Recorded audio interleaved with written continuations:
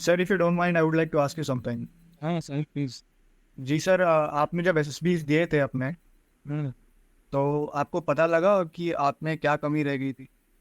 यार देखो, बहुत लंबी स्टोरी हो जाती है इसकी, लेकिन मैं सच बताऊँ तो मेरा ग्राफ, मैं अभी तक जितने स्टूडेंट्स के साथ इंटरेक्ट किया हूँ तो मेरा ग्राफ टोटली उल्टा रहा। मैक्सिमम स्टूडेंट्स का ग्राफ रहता है कि इनिशियली उनको स्क्रीन इन में दिक्कत आती है, एक दो अटैम्प्ट स्क्रीन इन में हो जाते हैं नॉर्मली ऑन एन एवरेज। उसके बाद में वो जब उस मेथड को क्रैक कर लेते हैं देन वो रिकमेंडेशन की तरफ जाते हैं। अब या तो कॉन्फ्रेंस आउट हो रहे हैं या फिर मेरिट आउट हो रहे हैं, उसके बाद में ये चीज़ रहता है। और मेडिकल तो जो है वो तो है ही, ठीक है, तो उनका ग्राफ कुछ ऐसे जा सक्सेस की तरफ ऐसे ही जाएगा।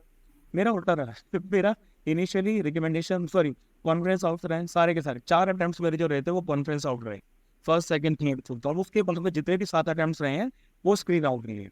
जबकि बात के जो मेरे फर्दर अटैम्प्ट थे उनमें कई बार पिक्चर भी रिपीट हुई है से पीपीडीटी में। मेरा जो नरेशन है वो बहुत बढ़िया है। आप लोगों को अब तक आइडिया लग गया होगा मेरी वॉइस के बारे में, मेरी कम्युनिकेशन स्किल्स के बारे में, है ना, बोलने के तरीके में। तो तब तो प्रैक्टिस बहुत ज़्यादा थी, वो हालांकि लेवल पे था। तो नरेशन बहुत अच्छा जाता था, बॉडी लैंग्वेज बहुत अच्छी बढ़िया जाती थी, आवाज़ के ऊपर कमांड बहुत अच्छा था, अभी भी है। एंड प्रॉपर तरीके से होता था, मतलब ऐसा होता था कि बात में तो मेरे 7 अटैम्प्ट रहे हैं, 7 में से 5 अटैम्प्ट में मुझे ग्रुप के कंसेंसस के लिए बोला गया, हर बार बोला गया कि chest number this will give the group consensus. और ग्रुप कंसेंसस ऐसे नहीं कि भाई मैंने हाथ खड़ा कर दिया और मैंने बोला कि भाई gentleman can I give the group consensus. वो सबसे बेकार तरीका है, आपको नहीं देना होता है ना, आपको चुपचाप बैठे रहना होता है। और ऑटोमेटिकली ग्रुप में से कोई ना कोई बंदा आपकी तरफ पॉइंट आउट कर देगा, क्योंकि बंदों को पता है कि भाई किस बंदे ने सबसे इफेक्टिव तरीके से बोला, है ना। तो वो इन्फ्लुएंसिंग पावर आपकी बताएगी कि भाई आपने कितना अच्छा दिया। इनिशियल के जो 4 रहे थे उन चारों ने मुझे हर बार ग्रुप कंसेंसस के लिए बोला गया, पहले से लेके सेकंड थर्ड फोर्थ सब में, कि भाई ये बंदा जो है वो ग्रुप कंसेंसस दे। तो जब भी बाद में भी ये चीज़ होती थी कि जब भी बोला जाता था कि भाई ये ग्रुप कंसेंसस देगा, तो मुझे लगता था कि चलो भाई इस बार को screening. But due to unknown reason मेरा स्क्रीनिंग 7 फिफ्थ अटैम्प्ट से हो ही नहीं पाया। फिफ्थ में थोड़ी मेरी भी गलती रही थी, फोर्थ अटैम्प्ट में मुझे मतलब टोटली लग ही रहा था कि मेरा रिकमेंडेशन हो जाएगा, because everything was very very good, सब कुछ एकदम बढ़िया था, मैंने बहुत ड्रास्टिक चेंजेस किए थे, सब कुछ बहुत सही था। और मतलब सिचुएशन ये थी कि भाई 8 लोगों का ग्रुप है, तो उसमें मेरा और एक बंदे को छोड़ दिया जाए, मतलब मैं तो खुद को बुला ही नहीं सकता, तो बंदे कमांड टास्क में नहीं 6 बार बुलाया, बार बार चेस्ट नंबर 17 चेस्ट नंबर 17 ऐसे हो रहा है। तो उससे पता चलता है कि भाई आपके ग्रुप के ऊपर कितनी इन्फ्लुएंसिंग पावर है, आप किस तरीके से चीज़ों को लीड कर रहे हैं।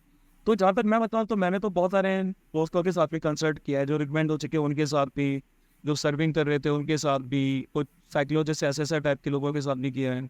बट मुझे तो ऐसा कोई रीज़न पता नहीं चला कि भाई एग्जैक्टली गलती जो है वो कहाँ रही है, एग्जैक्टली वो रीज़न मुझे समझ में नहीं आया। अब हो सकता है कि मैं ओवरवेट हूँ, इस वजह से भी हो सकता है।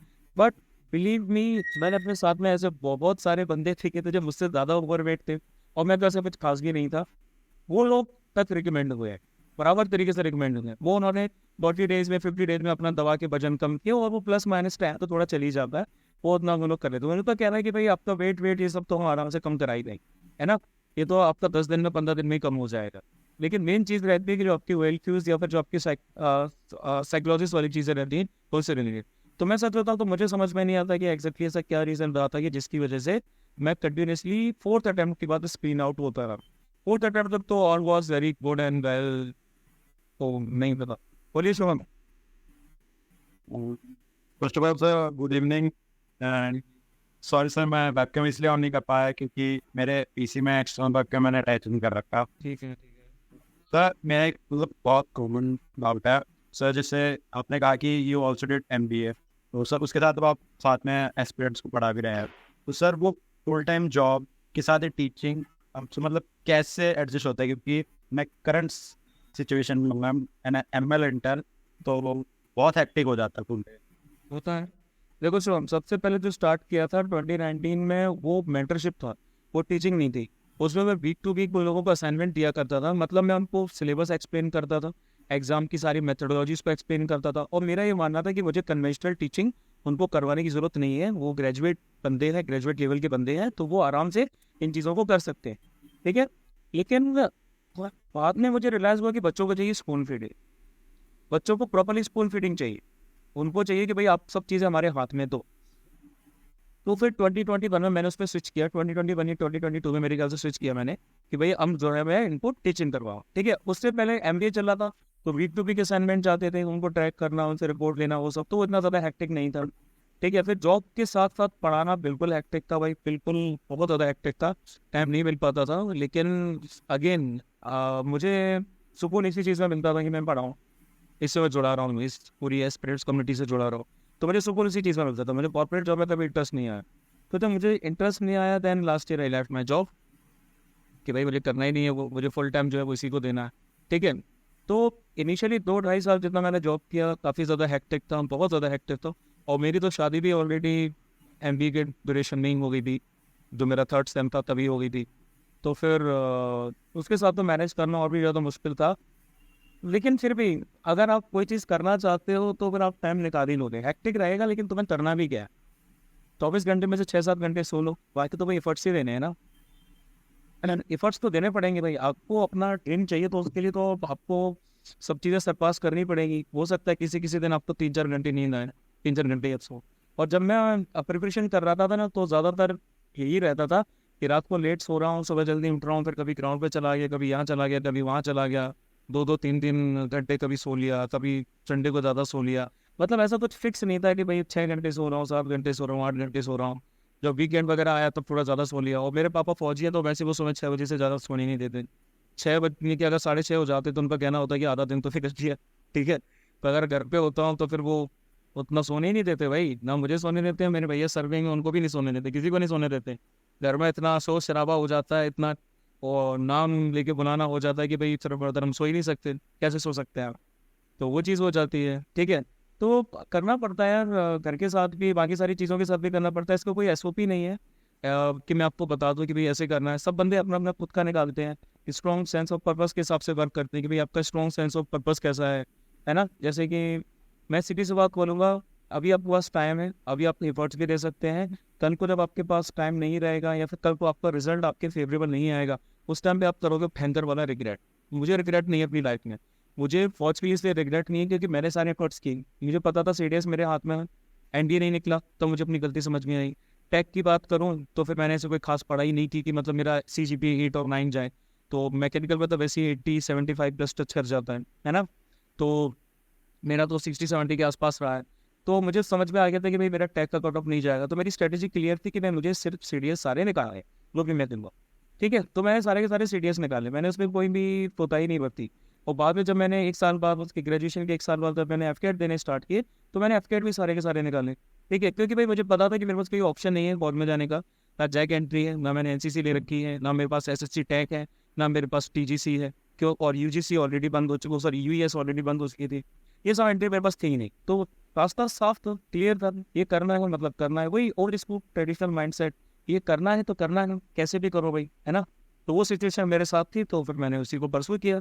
अब उसमें इफ़ और बट्स तो अगर लगाना चाहूँ तो बहुत सारे आ जाएंगे, बहुत सारी सिचुएशंस ऐसी आएँ, बहुत सारी चीज़ें ऐसी आएंगी जहाँ पर बहुत सारी चीज़ें मतलब कि ऐसी आएंगी जिसकी वजह से प्रिपरेशन आपकी बंद हो सकती थी, लेकिन वो मैंने नहीं करी। जैसे कि तो मेरे 7th या 8th SSB के टाइम मेरे पापा को गोली लग गई थी। ठीक है, बैंक रॉबरी के दौरान वो बैंक रॉबर्स से भिड़ गए थे। ठीक है, तो जो बैंक रॉबर्स के साथ भिड़े थे, 2 बंदे थे, उनके साथ में उनकी काफ़ी लड़ाई हुई थी। तो उससे जस्ट पास से उनको चेस्ट पे गोली मारी थी। उस टाइम पे मैं जॉब कर रहा था इंदौर में, तो आई केम बैक फ्रॉम इंदौर, फिर मैं उनके पास आया। तो 3-4 महीने प्रिपरेशन, आपको पता है कि वो बेड रेस्ट पे थे, तो उनको सारे काम करवाना, सब चीज़ें करना, उनकी एक्सरसाइज करवाना, उनकी 3-3, 4-4 घंटे उनकी फिजियोथेरेपी चलती थी, उसको ला के ले जाना, वहाँ करना। तो अपनी बुक्स वगैरह मैं वहाँ साथ में ले जाया करता था, वही बैठ के अपना पढ़ लिया करता था कि भाई उनकी फिजियोथेरेपी चल रही तो उस टाइम तो मुझे कुछ करनी, मुझे बैठना है। अब या तो मैं घर पे भी वापस आ सकता हूँ, वो भी कर सकता हूँ, लेकिन कुछ ऐसी एक्सरसाइज होती थी जिनमें डॉक्टर के साथ मुझे भी लगना था, तो वो छोट छोट के मैं बीच में कर लिया करता था। फिर आफ्टर दैट जब वो सही हुए, तो फिर मेरा एक्सीडेंट हो गया कैट देने से पहले। तो मेरा एक्सीडेंट हुआ तो मेरा ECL PCL फ्रैक्चर वगैरह पैर में सब कुछ हो गया था, तो डॉक्टर ने मुझे भी बेड रेस्ट पे बोला। बट डिस्पाइट ऑफ दैट मैं अपना लास्ट SSB देने के लिए गया CDS का, क्योंकि एग्जाम निकाला था, जाना था मुझे देने के लिए।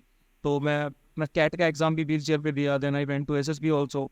अब SSB के टाइम में गया तो मेरे ऑर्थोपेडिलिस्ट सर क्या नाम बोला जाता है, रिस्पॉन्सिलॉजिस्ट ने मुझसे बोला कि भाई तुम्हारे पैर में सर्जरी का वो हो सकता है, क्योंकि उस टाइम उसका प्लास्टर चढ़ाया था और वो पूरी तरीके से फिक्स नहीं हुआ था।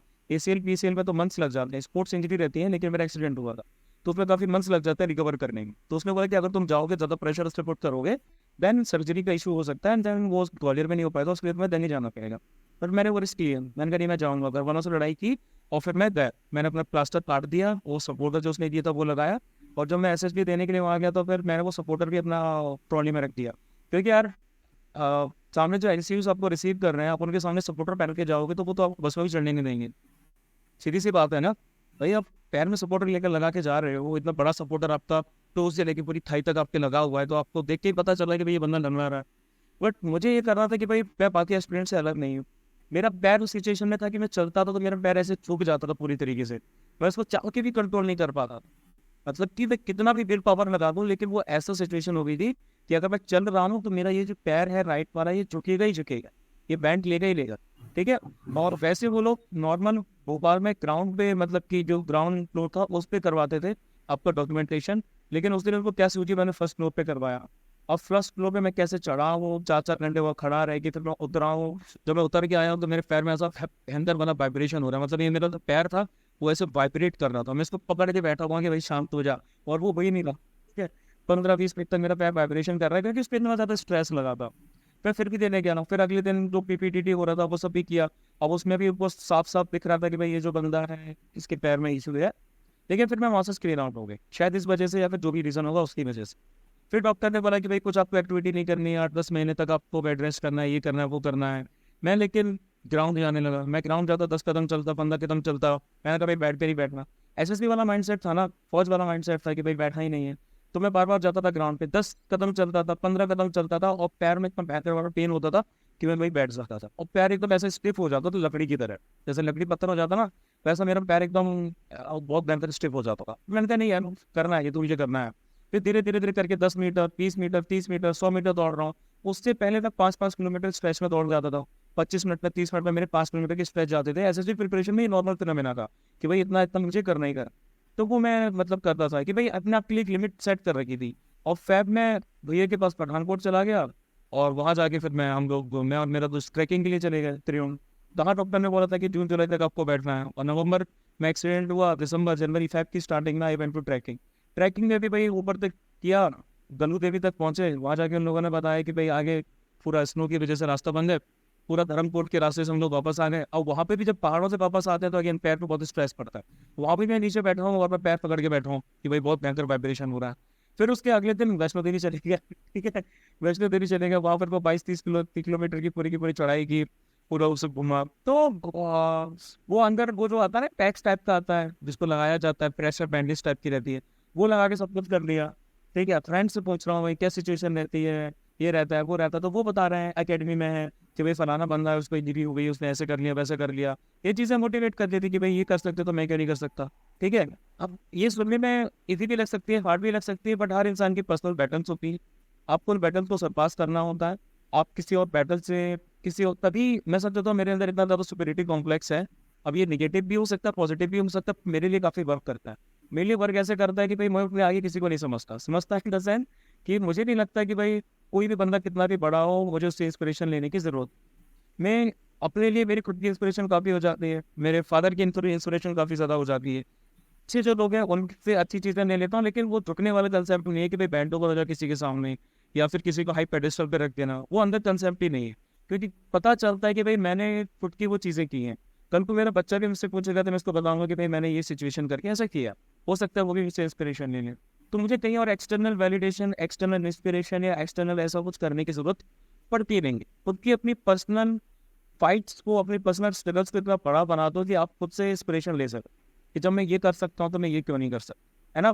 तो रिग्रेट्स वाली चीज़ जिंदगी में नहीं है कि भाई मैंने ये नहीं किया। कि जब मैं भाई टूटे हुए पैर के साथ में एसएसबी देने के लिए जा सकता हूँ, बस literally running on the station and SSB centre, तो फिर मैं क्या नहीं कर सकता, है ना। तो ये एडवर्स सिचुएशंस को जब आप फेस करेंगे, रिग्रेट आपका जो रहता है वो मतलब कि नहीं है, बिल्कुल रिग्रेट नहीं है। फौज में नहीं हुआ, ठीक है भाई नेक्स्ट चीज़ देखेंगे, चलो भाई एमबीए करते हैं, एमबीए कर रहे हैं, जॉब कर रहे हैं, नहीं भाई जॉब में मन नहीं लग रहा, पढ़ाने में मन लग रहा तो भाई पढ़ा रहे हैं। कल को लगा भाई ये भी नहीं चलेगा तो फिर कुछ चीज़ जो है वो देखी जाएगी, कुछ और किया जाएगा। बट कॉन्स्टेंटली मूव करते रहना है। वो गिव अप वाली चीज़ नहीं है कि भाई स्ट्रेस नहीं लेना दिमाग में कि इस वजह से स्ट्रेस ले लो, उस वजह से स्ट्रेस ले लो, ठीक है। They are better things. आप कैपेबल है इस चीज़ के कि आप अच्छी अच्छी चीज़ें कर सकते हैं, बेटर चीज़ें कर सकते हैं। भगवान ने आपको हाथ पैर सब कुछ बढ़िया तरीके से दिया है, आपके अंदर सारी क्वालिटीज़ दी हैं। आपको कॉन्स्टेंटली उनको इम्प्रोवाइज करना है, उनको इम्प्रूव करना है एंड बढ़िया तरीके से अपनी क्वालिटी ऑफ लाइफ को जीना। ठीक है, क्वालिटी ऑफ लाइफ का जो फेज रहता है वो अभी इस टाइम का रहता है, उसके बाद में वो नहीं रह जाए, है ना। तो ऐसा मानो कि भाई जिससे 10 लोग और भी इंस्पिरेशन ले सकें। हाँ, डेविड गॉगिन्स, मैंने इसका नाम सुना है, इसकी बुक पढ़नी थी मुझे, लेकिन मैंने पढ़ नहीं पाई अभी तक यार, टाइम ही नहीं मिल पाता। हाँ ठीक है, तो ये मतलब ये तो मतलब बहुत बेसिकली चीज़ें हैं। और भी बंदों ने बहुत तगड़े तगड़े काम किए हैं, ठीक है, लाइक बहुत लिटरली बंदों ने जो एसएसबी निकाल रहे हैं, सीडीएस निकाल रहे हैं, उन्होंने ऐसी तगड़ी तगड़ी स्ट्रगल्स फेस किए हैं कि आप अगर अपने आप को उनसे कंपेयर करोगे तो आपको लगेगा कि यार मेरा तो कुछ नहीं है। और बिलीव भी मेरा भी जो रहा है वो अगर मैं बहुत सारे दूसरे बंदों के साथ कंपेयर करूँ तो मुझे नहीं लगता कि मेरा और भी रहेगा। कई सारे ऐसे लोग रहे हैं जो फाइनेंशियल कंडीशन जिनकी बहुत बर्बाद रही हैं या कुछ और सिचुएशन रही है और वो उस सिचुएशन से बाहर निकले हैं। सोल मोटिवेशन रहता है कि भाई मुझे अपनी एग्जिस्टिंग कंडीशन से बाहर निकलना है, वही सबसे बड़ी मोटिवेशन हो जाए। किसी ऑफिसर, किसी हीरो, किसी एक्टर या किसी और की जरूरत आपको नहीं पड़ेगी अगर आपकी प्रेजेंट कंडीशन आपके लिए बहुत ज़्यादा बेटर है। मतलब आपकी प्रेजेंट कंडीशन आपको मोटिवेट कर रही है इस चीज़ के लिए कि आपको यहाँ से निकलना है। जैसे कि इनिशियली क्या था कि मेरा ये था कि भाई मुझे इसको करके दिखाना है, इस फलाने रिश्तेदार को जवाब देना है, ये फलानी अड्डी को ये करना है, वो करना है, ये करना है। लेकिन जब आप एसएससी की प्रिपरेशन करते हो तो उस टाइम पे आपका माइंडसेट क्लियर होता है, आपके अंदर जो अवेयरनेस आती है ना, तब आपको पता चलता है कि ये सारे लोग इमटेरियल है ना। इवन सच बताऊं तो आपको ये भी नहीं लगता है कि भाई आपको एक अच्छा सोशल स्टेटस चाहिए या फिर आपको अपने पेरेंट्स के ड्रीम्स को फुलफिल करना है, ये करना है, वो करना है। आपको ये लगता है कि भाई ये मुझे अपनी क्वालिटी ऑफ लाइफ के लिए करना है। मुझे आज से 10 साल बाद मैं आपको कहाँ देखना चाहता हूँ या 15 साल बाद मैं अपने आप को कहाँ देखना चाहूँ, उस चीज़ के लिए करना है। तो जब आप उस चीज़ वाला माइंडसेट बना लेते हो तो फिर आप उसको फॉलो करते हो, ठीक है। फिर आप उसी की बेसिस पे करते हो, आप इंप्रेस करना छोड़ देते हो, ना इंटरव्यूअर को ना जीटीओ को, और नर्वस हो तो बिल्कुल ही छोड़ देते हैं। क्यों? क्योंकि भाई फौज की जॉब मिले तो अच्छी बात है, ना मिले तो आप दूसरी चीज़ें कर सकते हैं। और बिलीव मी, डेस्परेट होकर इंटरव्यूअर के सामने बैठोगे तो वो सेंस कर लेता है, उसको पता चल जाता है कि भाई ये बंदा तो डेस्परेट, और वो आपको जॉब के लिए सही नहीं मानेगा। उसको चाहिए कॉन्फिडेंट बंदा जिसको फौज ले तो अच्छा है, ना ले तो वो कुछ तगड़ा अपना काम कर ले, ऐसा हो। ठीक है, yes sir, thank you sir. चलो फिर मिलते हैं कल। जय हिंद। जय हिंद जय हिंद सर।